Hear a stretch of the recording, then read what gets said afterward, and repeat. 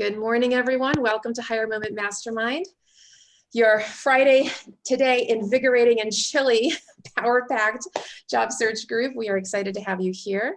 And my name is Shira Lotzar. I'm the founder of this group. And a little bit about me, I'm an association recruiter. I'm also a career coach and a branding expert. I really love helping people boost their resumes and their LinkedIn profiles and networking and interviewing. I'm also the co-founder and volunteer of boomerworks.org. For those of you who are or know of people who are 50 plus and are interested in exploring self-employment, we offer free programming twice a month, educational and community building to help folks to earn additional income streams beyond W-2 work. Today we have our guest experts, Julian Bois, who is a specialist in accounting and finance and executive recruiter. Normally we have Corliss Jackson, who is a specialist in federal government resumes. She was not able to join us today, but her colleague Wendy Thompson is here. So Wendy, go ahead and wave to the crowd. Kiki Latalia normally is here too, who's a video image expert, and she had a dental appointment, so she probably won't be able to make it today. And we have Vern Schellenger, our new expert. He's a career coach and really specializes in networking and relationship building. So welcome, Vern. Okay, so for our format today, as per usual, when you're in the main room, please remain on mute, and you can post your questions in the chat box. We will begin with a 10-minute breakout to identify your group's top question and to share power lessons, right? So you want to do two things in that 10-minute breakout. Figure out what your question might be. Also, if you have any lessons, any tips for the group around job search, feel free to share it, and make sure that you wait to post your questions until you're back in the main room, because otherwise we won't see it if you just post it when you're in your breakout room. So wait until the main room, and then you can post your questions there. We'll then follow with a group discussion. At 10 o'clock, we'll have a 15-minute speed networking breakout session. I mentioned to some of you who were here early that we do have a power networking spreadsheet, which is right here, and I will put that in the chat box as well. This is for you guys to keep in touch with each other. You put your name, your contact information, your LinkedIn profile, any information you'd like, and then you guys can continue to network after the group. And then also the recording of this whole session will be on my website at the following link, and I will put that in the chat box a little later. Okay, so let's go ahead and get into our breakout room. So give me just a minute here while we get that all set up.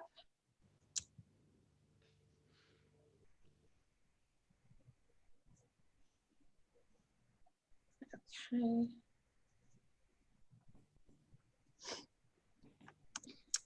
All right, so remember to hit the blue join button to get into your room.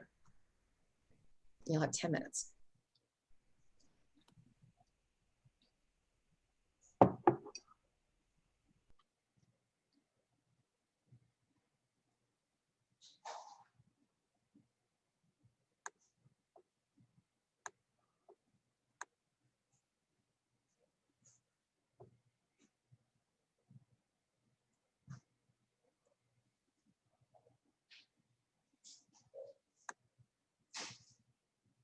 Vern, do you want to join in?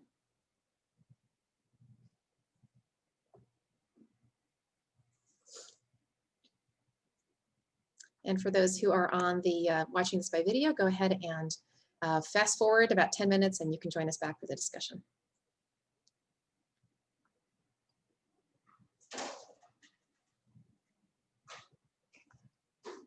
Hey, Jeffrey, we're in breakout rooms. I'll go ahead and put you in one.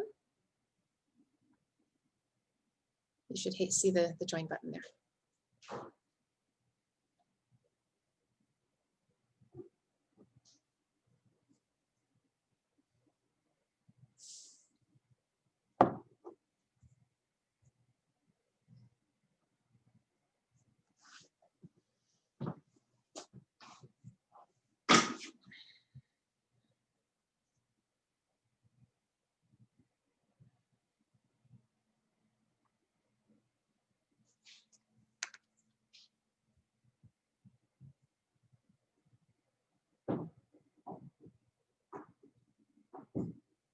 Hey, Lena, we're in breakout rooms. I'll go ahead and put you in one.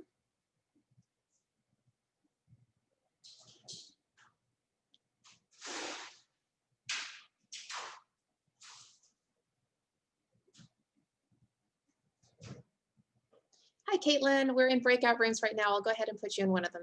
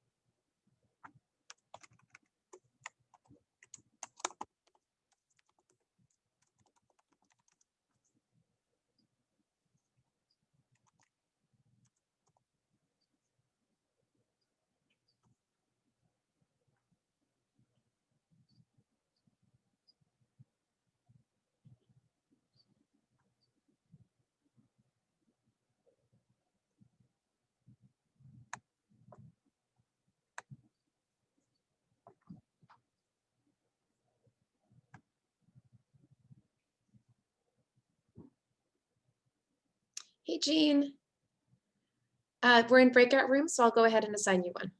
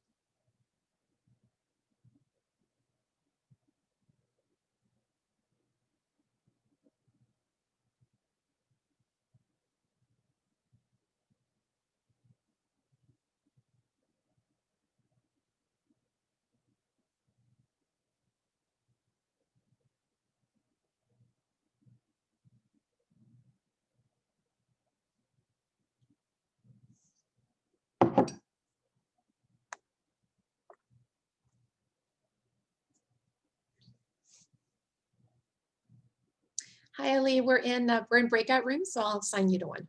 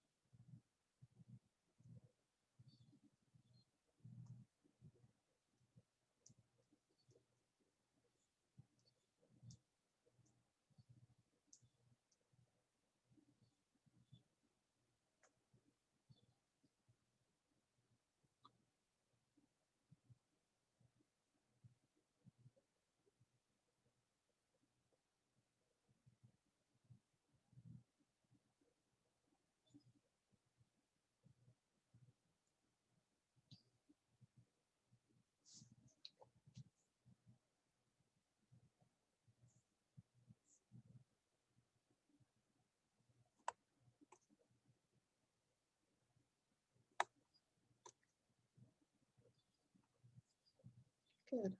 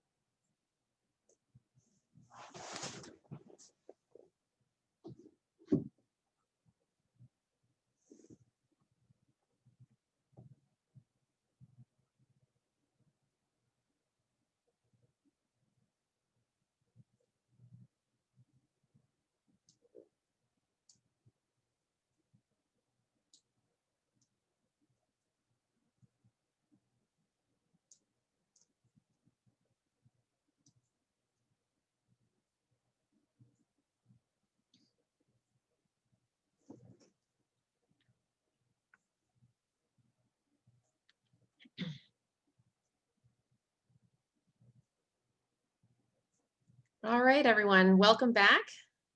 Put my video on here.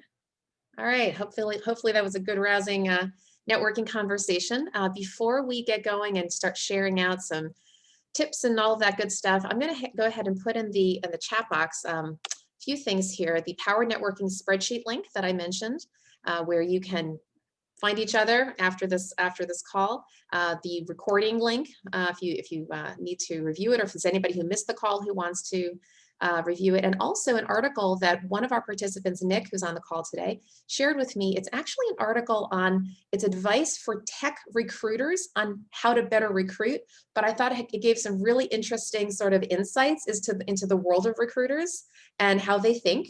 So you just want to walk a mile in their shoes for a minute. I think it could be really illustrative for your job search. So with that, who would like to start out by sharing a power tip, something that has worked for you in your job search, either currently or in the past, that maybe you shared in your group, and maybe the whole group could benefit from hearing about?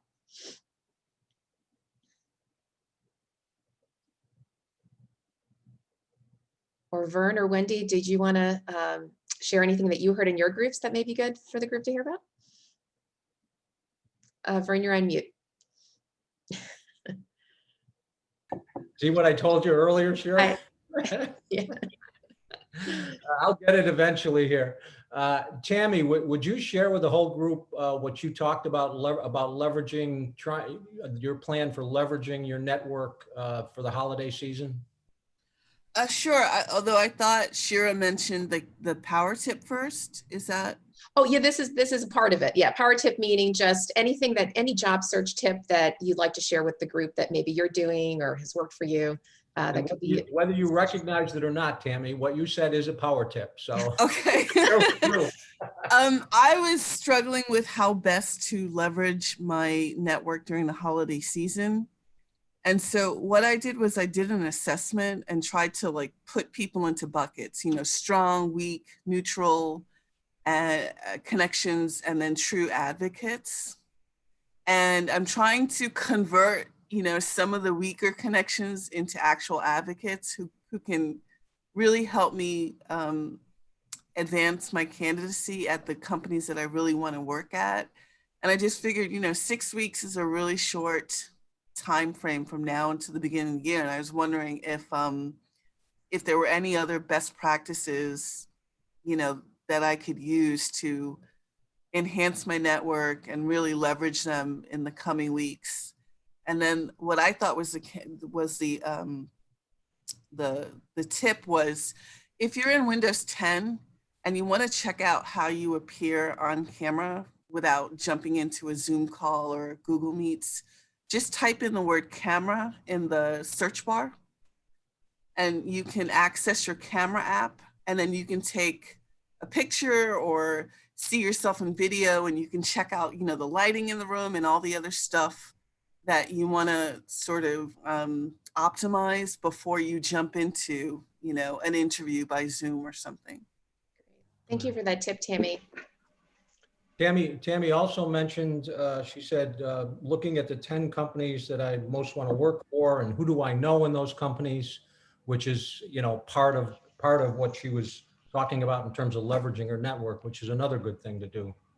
Yeah, and this is something we've talked about, or at least we've touched on it when it comes to LinkedIn, because that's one of the best ways for you to figure out who knows who.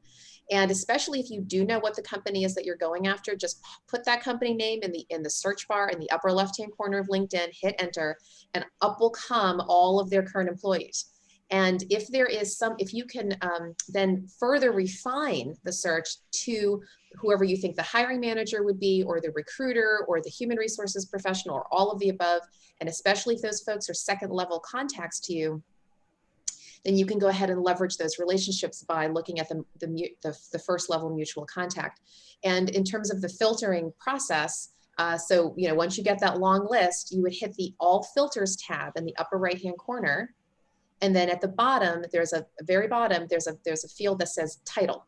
If you put the title of whoever you think the person is that you're looking for, that'll help to refine the search. Plus you can also put in the location, and that'll help refine it as well. That's just a very quick. Can I quickly add something to Tammy? I'm going to give this, I guess, a call the insider tip. So typically between Thanksgiving and the end of the year. That's usually the quiet period. However, what's going on behind the scene, a company like ours, we are having conversations with the executives about hiring in Q1 and Q2 of next year. So to Tammy's point, now is the time, even though it may seem quieter, and it will become quieter, now's the time to really network and reach out to your contacts, see how they're doing, what's their plan for next year, etc. Because you want to be on their radar, because starting 2 months from now, that's when the hiring season is. Excellent. Thank you, Julian. It's great, great tip. Okay, so any other hot tips from the peanut gallery?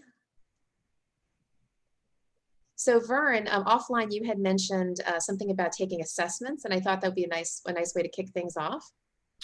Okay. One of the things that you're all aware of when you go into job search is you start to think about, okay, what's my next job? But you also have to think about, what do I want to do? What do I like to do?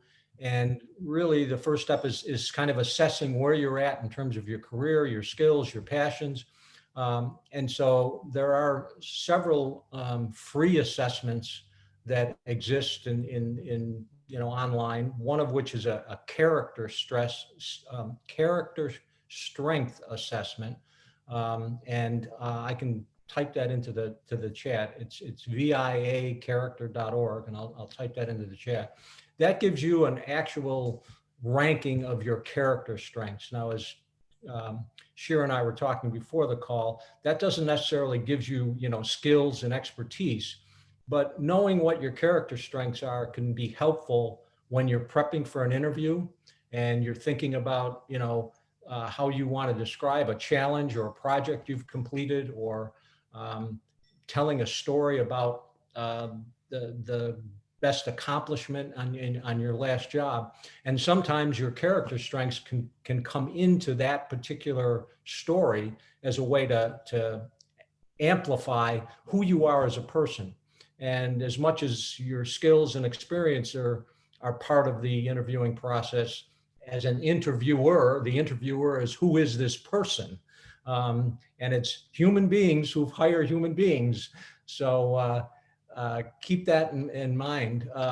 Strength Finders is another great assessment. Now that does cost, I think it's, the last time I checked, it was around $49 to do a Strength Finders assessment. And I haven't done this recently, but I'm sure if you Google assessments, you'll come up with thousands of different things. I don't know if anybody has one in particular that they'd share with the group that they've taken that they found useful, which might be another good idea. Thanks, Vern. And to sort of flip that script on its head. So Vern was sharing about behavioral skills, soft skills, right? Kind of how you show up. The other side of that, of course, is your hard skills, your functional skills, what you do. And for those of you who are looking to get a more refined look around your career trajectory, the kinds of jobs you should be going after, maybe not, based upon your strengths, based upon your motivations. So there's an exercise that some of you on this call might know that I use regularly. I created it a number of years ago, and I call it Passiontivity. And I use it actually as the very first meeting of my career coaching calls with folks to help people sort of refine it. And I want to share that with you all. It's a pretty great assessment, and it looks at your skills as they align with your career motivators. So let me go ahead and take you through this real fast. So you go ahead, and this normally takes a little bit of time, but I'm just going to run through it super fast. So go ahead and you split your page down into 4 quadrants, and you label the boxes like this: high motivation, low motivation, high skill, and low skill. And in the upper right box, that's what I call high engagement. So these are functional skills that you are a rock star at. You know it and everybody knows it. And you absolutely love to do this work. It gives you joy. You give discretionary effort. Wild horses can't drag you away from this stuff. If you were independently wealthy, you'd still do it. That's how much you love it. But that's contrasted with stopgap work. High skill, low motivation. These are skills that you are very good at. No one would deny that, but it doesn't get you out of bed Monday morning. You will tolerate this work. You will internally probably roll your eyes, not externally. No one would ever know you don't like it. But the challenge here is that when employers don't know, when your hiring manager doesn't know that you don't enjoy this work, they'll give you more of it. So you end up developing a lot of skills here, but it's not necessarily where you're passionate. And so oftentimes when you're looking for your next job, you have a confluence of these skills because everybody kept piling the work on, but it actually was not something that you particularly enjoyed. And when you focus on the high engagement side, that'll really help you focus on areas where you're passionate and where you give discretionary effort. Now, contrasted with that in the upper left is professional development, high motivation, low skill. So you're not particularly good at these areas, but that falls into two categories. Either these are skills you want to develop or you think that you should develop. What's the difference? Well, a want to skill is a get to. A should skill is a have to. So for example, let's say you were a marketing professional. You might say these days, hey, I want to be better at social media strategy. It's a get to, might be fun for you because it's part of your profession. But if you're like a lot of marketing professionals, maybe you're not particularly good at numbers. So you might say, I should be better. I have to be better at managing budgets. Okay, it's just a skill that you need, but it's not necessarily part of your personality. And that is contrasted all with disengagement. So low skill, low motivation, these are skills you're not particularly good at, you have no desire to be, it drains you completely. So as you fill this out, it shouldn't take you very long to fill out, but you want somebody, whether it's somebody like me or a colleague, a friend, whomever, somebody objective in your life who can help you work through an exercise like this to get to the deeper aspects of what drives you and what doesn't. It can help crystallize your job search, both in terms of what you're looking for and what you're not looking for. And then I'm going to give you one more little tip around this. So in the high box, the upper right, there's one more filter that you may want to use. And it's what I call ing versus That sounds funny. It'll make sense in a second. An ing skill versus an profession. The ing skill might be writing. The profession might be writer. Event planning, event planner, you get the idea. And so for those of you who are thinking about shifting your career at all, you may want to look at your ing skills in your high box and say to yourself, well, which of these ing skills have I enjoyed doing so much that I'd actually like to shift it into a full-time career? And I had that happen years ago with an attorney. I think I might have shared this story with you guys at one point on these calls. He's an attorney. He wanted to become a recovering attorney, didn't want to be an attorney anymore, didn't know what he wanted to do. We did this exercise. Sure enough, he wanted to be a writer. Well, how do you turn an attorney into a writer? We looked through his background and found every possible instance and accomplishment where he leveraged his writing skills and created a writing-oriented resume and a LinkedIn profile where we showcased why he likes to write, his passion, his style, all of that. He ended up landing a job as a journalist for a legal trade publication. Okay, so it can be done, but you really need to figure out, are there any ing skills that you want to repurpose into something that's more of a full-time role? Okay, so I wanted to just share that little power tip with you guys, if that's helpful. Anyway, so moving on, let's jump into questions. So let's just open up the mics first before we go into the chat. Any top level questions that folks want to ask? Again, feel free to raise your mic and ask the question, and we're happy to help you.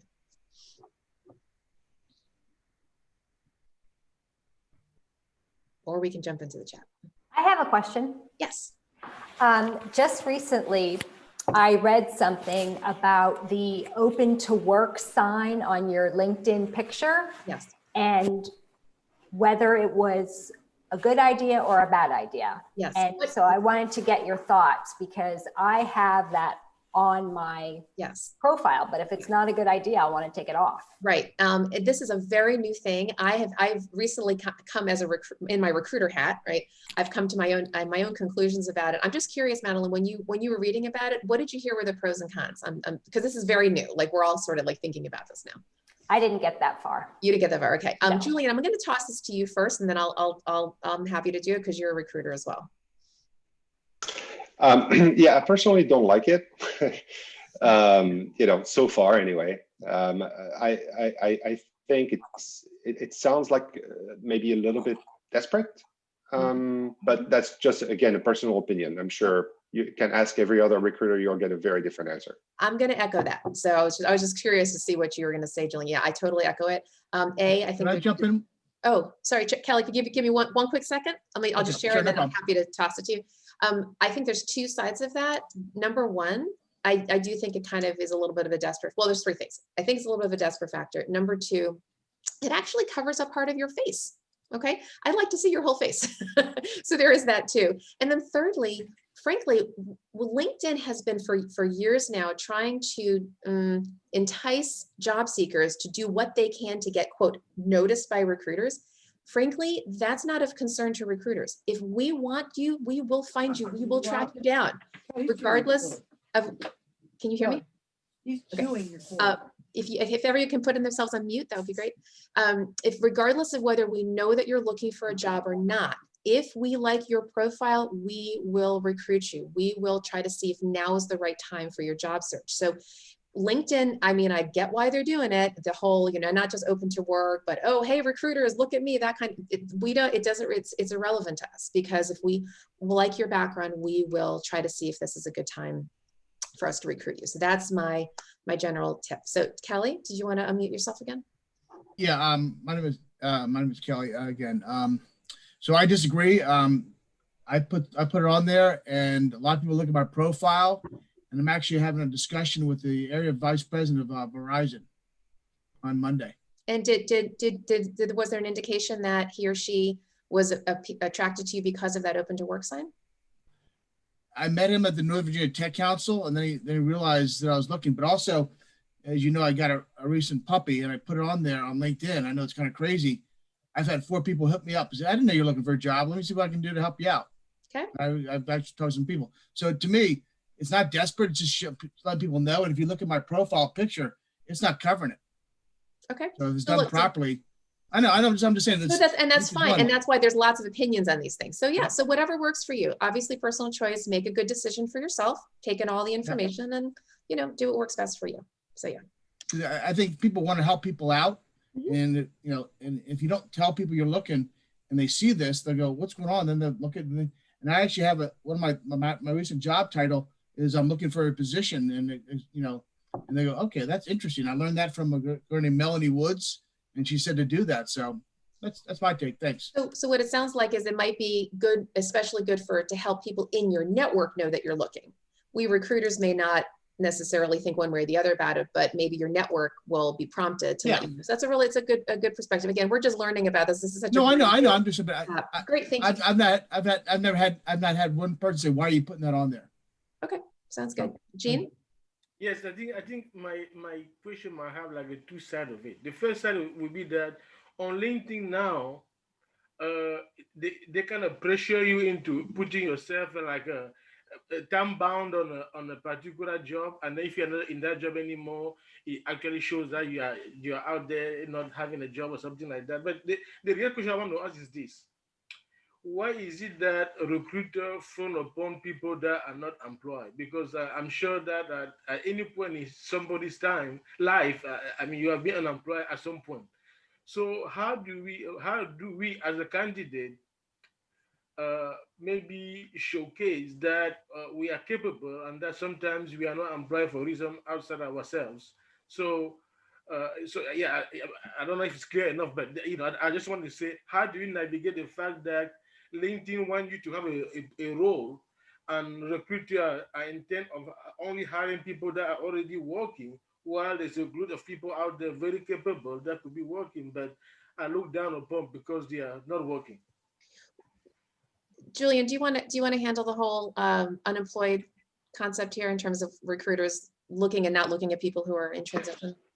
Yeah, I agree with Jean. I do think there's a little bit of a stigma out there for people that have not been working. Sometimes, yes, there are recruiters that may look down on that. However, you know, there are 2 sides to the story. The good recruiters will actually look beyond that, because they know, one, we're in economic crisis, so it will happen. And as Jean said, yes, it will. You know, it's happened to all of us at one point, or most of us. 2, I think you can build that, and that's more me tossing it back to Shira here. You know, what do you do on your LinkedIn profile to make it appear that you've been doing something and not sitting on your hands? Yeah, so there are a couple of things there. Thank you, Julian. Exactly. There are some recruiters who have that stigma and some that don't. So yes, number one, what have you been doing since? So since you've been in transition, Have you volunteered? Have you done any consulting work? Have you done any projects? If you have, you can legitimately put that under your experience section. If it's been volunteer work, just simply say in parentheses, volunteer, it's fine. But just to show that you've been active and doing what, maybe you've done some pro bono work for a friend, a colleague, what have you. If you have, it's always a good thing to do. But beyond that, making sure, and I know I keep beating this drum, but making sure that the about section of your LinkedIn profile is really robust and compelling.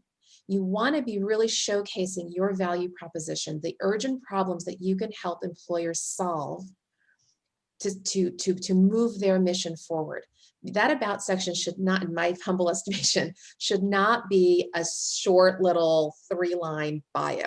That doesn't do anybody any good, because people can see your experience section. They see what you've done, but what they don't know is who you are. What they don't know is what drives you. They don't know the problems that you solve. They don't know why you do what you do. Use that about section to your advantage. You have at least 2,000 characters. Now they've upped it to about 2,200 or so, which is a little more than 300 words. Say something meaningful, write in a compelling way.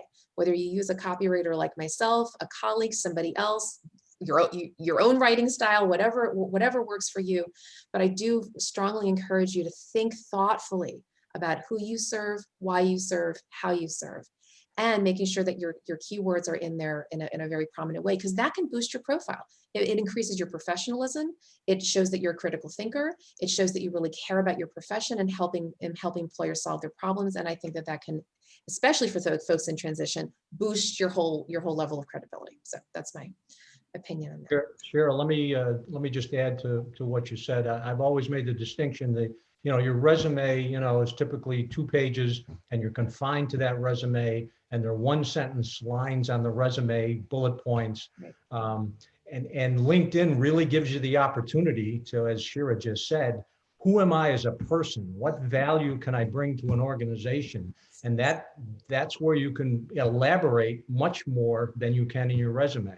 And of course, LinkedIn now is used by so many recruiters. It's just a critical part of the whole job search process. Yeah, it's an authentic way to brand yourself. In your resume, everything's written in 3rd person. You're not allowed to write in 1st person. LinkedIn encourages you to write in 1st person, to talk about yourself. So take advantage of what they have to offer, and including in your headline, because your headline hopefully will have not only your key skills, but maybe even a little bit of a mission statement, a kind of the I help these kinds of companies solve these kinds of problems in these kinds of ways. A little bit more color can sort of boost your whole profile. Okay, so Wendy is going to monitor our chat box here. Any questions in the chat box that we should be aware of? Hey, Shira, while we're waiting for questions, and you were just talking about writing, chiming into I just want to chime into the discussion about the looking for work icon as an alternative, because that does seem to be, people have their different opinions about it.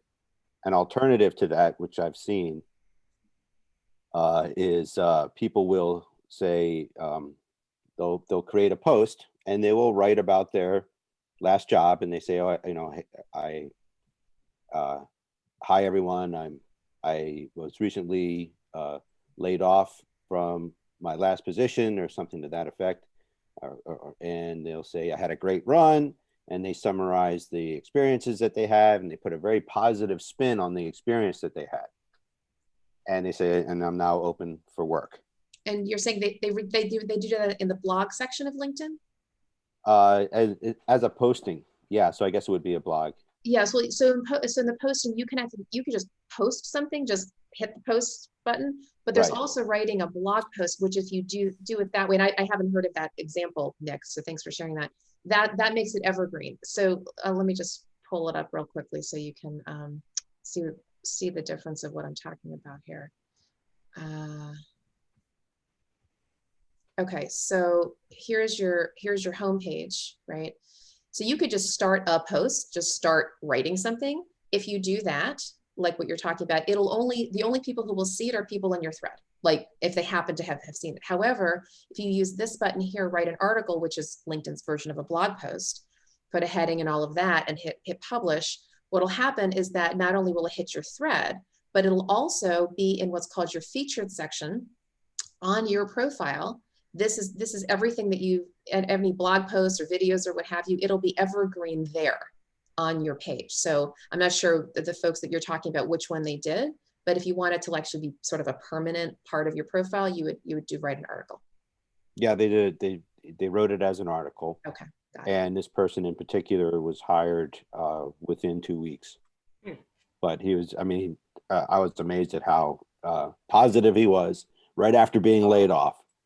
You know, I snapped a picture of his posting. So I think that there's something of a, you know, maybe a time box in which you'd want to do that, right? Perhaps right when you're laid off. And maybe there's a shelf life on that as well. I don't know. I hadn't heard of it, but it sounds like an interesting idea. Thanks for sharing that, Nick. Sure. All right, Wendy, do you want to share some chat box questions? No questions in the chat box yet. A couple of great tips and a book suggestion for The Art of Showing Up by Rachel Wilkerson Miller. Okay. But no questions. Anybody have any questions? Yeah, I have a question regarding when you post an article on LinkedIn, and then you will see, it will show you the views, and then it will also show the like an article view, but I'm not quite sure what it means. Like somebody, you will say like you have 100 views on this article that you wrote, but there's another box that comes below it like a journal, an article, where you will see like a 10 interesting view or 5 interesting view. So if you could, I don't know if you could speak to that a little bit. And if you're not sure, you could go to my website, to my profile, and then I could point you to what I'm talking about. Yeah, I'm not sure exactly what you're referring to here. You're talking about going to your own yes, yeah. If you profile? go, yeah, if you go a little bit, yeah, and then yes, okay, and then if you scroll down, you will see where, if you go to article, like where you have like a posting. Oh, so your activities? Yeah, my activities, yes. So here? So, yes, for instance, yeah, okay. So if you scroll down a little bit. Yeah, this is the bottom of it. Oh, okay. If you scroll a little bit, it's something that I actually wrote. I posted an article, and if you go to my posting, I don't know where. Yeah, so you want to click on see. You want to click on see all activities, and then it'll show you all your stuff you posted, stuff you made comments and articles. See right there, it says all yes, activities. Okay, so like here. Yes. I guess you didn't put. If you click, like here, for instance, yes. If you click that, and then you go at the bottom, it's for the view. When there's a view, there's a little. Now, if you go back in the, if you go back on the thread, when it shows the view, there's a little box that comes out and says like maybe 10 interesting view. I'm not quite sure what you. Yeah, I'm not quite sure what you're talking about here. Yeah, if you go back, like it's like when you see the articles stuck together, and then okay, you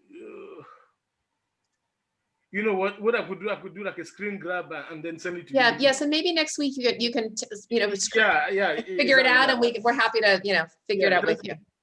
Sorry for. That's okay. No worries. You could Google it. You could Google your question, because I think that is probably something that LinkedIn decides whether it's interesting or not. So there might be like a forum or something online that would talk about it. Yeah, because I see like 10 interesting view, but when I click on it, it doesn't show me who are these people and why is it that is interesting view. So that's I know what you're talking about. Yeah. I think Google it and see. Okay. Thank you. All right. Any other last minute questions before we go into breakouts again? I have one question. Yes. Regarding age. I know that's a sensitive issue for some people. Sure. How far back do you go on a resume in terms of your experience without showing age? And is it preferable that you put number of years of service versus actual dates? Sure. Thanks. Very common question. And here's my opinion. And Julian, I'm not sure if we've actually covered this as much. Julian, feel free to chime in too. You get different responses from different people. My personal opinion is to go back about 20 years, and here's why. If you go back fewer than that, and particularly if you only stick with 10, and you are a leader and you're trying to show your gravitas, if you only put down 10 years of experience, it actually doesn't show as much experience, right? It doesn't give you that gravitas that you're looking for. I recommend 20 years. Approximately, could be 15, but 20 or so. And then if you have experience prior to that you feel is important for an employer to know, but you don't want to particularly date yourself, what you could do is you could have it as a next section called prior experience, just prior experience. And underneath that, you put company and title, no dates. Now that would only be if the experience that you had prior to 20 years is something that you feel is particularly important to your search. So for example, I knew of a woman who was in the communications field, like she was a communications executive or what have you. For whatever reason, she really wanted people to know that she started her life as a journalist. So we had a little section at the bottom and it had, journalist, what have you. That's what I would do. Now, LinkedIn, it's interesting. With LinkedIn, when you are listing your experience, in your experience section, it requires you to put dates. Therefore, there is no such thing as prior experience. You can't do that. You go as far back as about 20 years or so. And after that, unless you really want to put your dates out there, you're not going to be able to show that, if you will, that journalism experience. So in your resume, you can have your regular chronology, prior experience, no dates. In LinkedIn, do your chronology to the 20 years, but that's about it. And also education with LinkedIn. Make sure that you, both with LinkedIn and your resume, make sure that you do not put your dates of graduation on your education, like at all. Okay, so that'll help to de-ageify you. So Shira, two big questions regarding that. One is, would what you just say applies to those of us that maybe have worked like outside the United States, and then and then start a brand new career? Yeah, because this is nothing to do with where you work. It has to do with how long you've worked. Okay. So this is all about age. This is literally about how old you are. You want to de-emphasize that. If you're, over 50 plus, let's say. And so regardless of the country, it's important to, help people to not invoke an age discrimination. Okay. So before we get into the networking room, as again for speed networking, just want to go ahead and wrap up here with a couple of final slides. And number one is to help you guys get in touch with us, the experts. So feel free to take a screenshot of this. This has our email addresses if you need to reach us. And hopefully Kiki will be back next week, as well as Corliss, and you can hear from them as well. Also wanted to let you know about other job seeker groups in the area. So we have Career Network Ministry and 40 Plus. Ken Shopman is a 40 Plus representative here. So Ken, wave to the folks. POAC and BANG and Career Confidence and Career Gateway. These are all free groups. Career Gateway actually is not free. It's $75 for a week-long training, but everything else is free. And I also wanted to make mention that we will not be meeting next Friday, November 27th, because of Thanksgiving, right? I know a lot of people are in travel. I am myself. We're going to give people a 1 week break for that, and then we'll be back the following week. I also like to wrap up with an inspirational quote from the Bible. You faithfully answer our prayers with awesome deeds. Oh God, our Savior, you are the hope of everyone on earth, from Psalm 65. All right, so we're going to get into speed networking here in just a second, and this is going to be 15 minutes. And in your groups, I would like you guys to share who you are, but in a specific way, what we call your tribe and your lane. So your tribe is the industry, mission, or sector that you serve. So let's say you're in commercial real estate or associations or government contracting. But then also share your lane, and your lane is your profession or your occupation. You're in accounting or in human resources or marketing or what have you. If you have a tribe, share it. Not everybody does. If you have a lane, share that. What a great connection for you looks like. Share leads with each other, help each other out as much as possible. And again, make sure to take advantage of that networking spreadsheet so that you can stay in touch after the group. All right, so I'll go ahead and put you guys back into breakouts again. So give me a minute here. All right, so feel free to hit that join button and we will see you back in 15 minutes.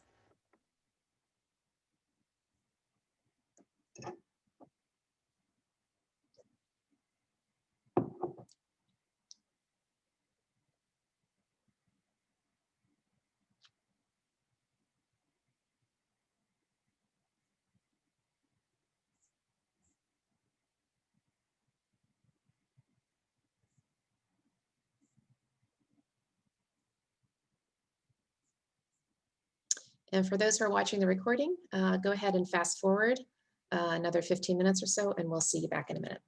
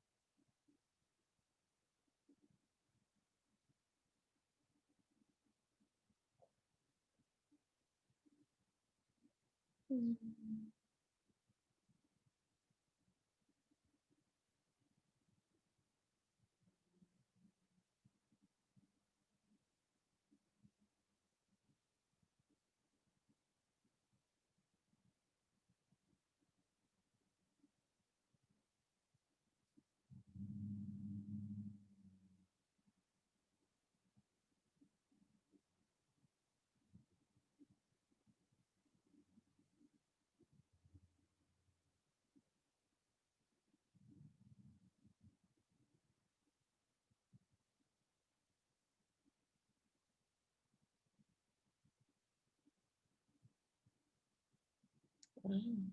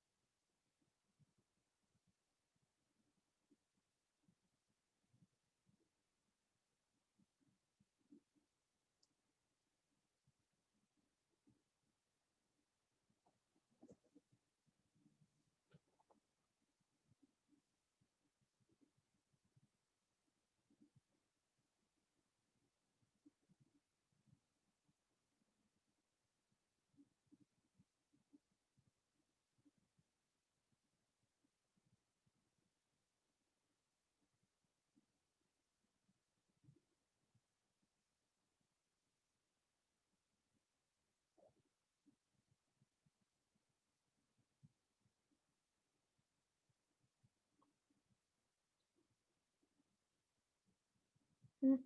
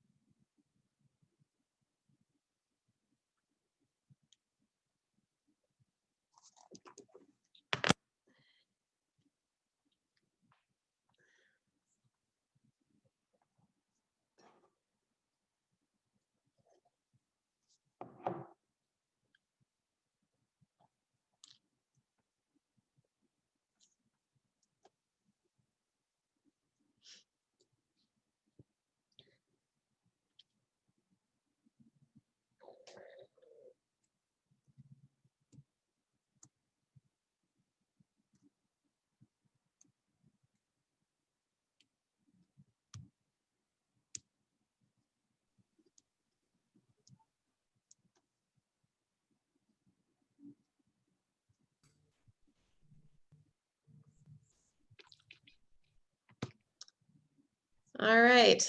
Hopefully that was a good networking experience for you guys. So let's just wrap up together.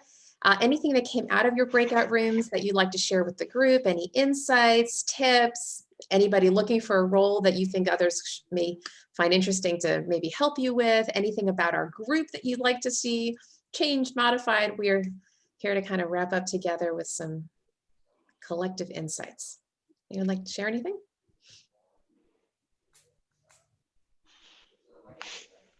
And Shira, you forgot to mention about your group coaching. Yes, thank you, Kelly. Actually, I've decided to officially sunset that. As of last week, I had mentioned that because I wasn't getting enough traction, I gave it one more go. We had a couple of folks last Tuesday, but unfortunately I did have to sunset the group. So that's why I didn't mention it. But thank you, Kelly, for bringing it up. All right, I'll reshare the slide that has the emails. Yes, happy to do that right here. Here you go. All right, anything else? Anything else that anyone else would like to share? Or I just wanted to say, as a first-time participant, I've been very impressed, and I think this has been extremely helpful, and I want to thank everybody for their contributions. Well, we are delighted to help, Ty. Thanks so much for joining us, and feel free to share the group with others. I do try to post it once a week on LinkedIn, but I will put the link in the chat. I know all of you had to use this in order to even sign up, but feel free to grab it and share it with your friends and your colleagues from this type of job search. Okay. Hey, Shira. Yeah. Shira. Yep. My recommendation, maybe on the next one, is you do a thing on LinkedIn, because the one you did for CNM, you hit it out of the park. Well, thank you. It was an hour and a half, but I mean, your stuff is valuable. I mean, you rock. Oh, well, thank you, Kelly. I appreciate that. So yeah, I actually was thinking about doing some deeper dives on LinkedIn. So I will have to think about the best way to navigate that, because you're right, there's so much to share, and normally it does take a full hour and a half. Actually, I have one for 2 hours that I do. So I'll try to figure out maybe we can slice and dice it into you know, kind of chunkable. Or do the call for an hour and a half. And if people will have to leave, that's fine. Okay, Or we can do a instead separate of missing it, do a part A and part B and break it up over 2 weeks. Could do. All right. Well, thanks, Kelly. I'll try to figure that out into the mix of things. Shira, I second what Kelly just mentioned. I think that we all could use the ability to have really advanced use of LinkedIn, and we can learn from you before we make mistakes on it. Okay. All right. So with that, I will think about when to do something like that, because we also want to make sure that we have enough time for other questions. But thank you for both of you for bringing that up. I'll noodle over it. But in the meantime, I will mention to you that if you want to see a recording of one of my advanced LinkedIn trainings, it was actually something I had done early this year, pre-COVID. Yes, I was live, and it was for 40 plus. Let me go ahead and take you guys to my website and show you where you can find that. And also, I just put in the chat, the lady named Melanie Woods. You want to go check out her LinkedIn profile, and she has all these videos on how to do stuff on your LinkedIn profile. She's very, very good. Okay, so if you go to purposefulhire.com, which is my website, and go under job seekers, and then under Shira Speaks to Job Seekers, down here, right here, it says interviews that using LinkedIn like a pro. That is a live presentation I gave back earlier this year to 40 plus. But again, happy to do a refresher, and we'll think about how to do that in a meaningful way. All right, guys. So with that, we'll wrap up. Wish everybody a very blessed day and a blessed Thanksgiving. Lots to be thankful for, especially this year. Really, truly, gratitude should abound from all of us. All right. So we'll hope to see you guys in 2 weeks after Thanksgiving. All right. Have a blessed day, everyone. Take care. Thank you. Thank you. Happy Thanksgiving. Happy Thanksgiving. Bye. Bye-bye. Bye. Happy Thanksgiving.